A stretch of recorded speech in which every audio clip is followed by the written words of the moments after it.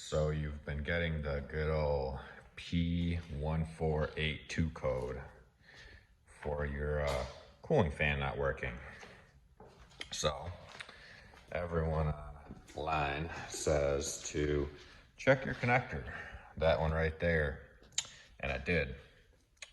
And I didn't think it was that, and I'll show you why. Because my connector was not melted at all. As you can see, not melted. The other one also not melted. So I began to check around, to check the fan. I actually even got a new fan, replaced the PWM, and I thought I fixed the problem. I checked the fuse box, and I think the fan control is number 25, which is this 60 amp fuse right there. That was good. So what was my problem?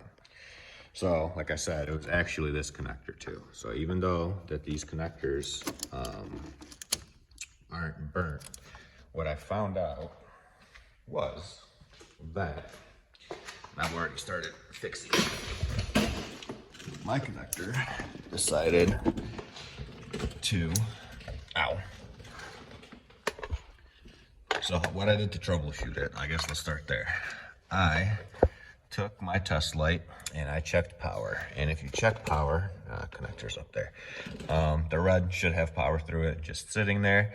And then I unhooked this.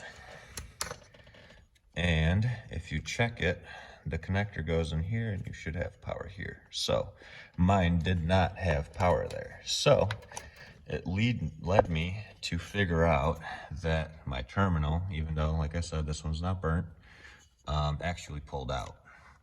So what happened was my wire right here pulled out of the connector and the wire was just hanging out, and the connector looked fine other than that. I just noticed that today. So what I ended up doing, I was able to pull this guy out, and I am going to solder it and then hit that clip back to where it needs to be, throw it back in here, and hopefully that'll fix my problem. So I just wanted to make a quick video because I literally spent freaking hours trying to figure out why this wasn't working when my connector was not burnt like everyone else is on the internet on the top and the bottom. And I checked literally everything. Like I said, I replaced this, I replaced everything, and it still wasn't working. So that's what it was. It was actually still my connector. It was just a bad plug. So when you're checking yours, I would say pull yours apart.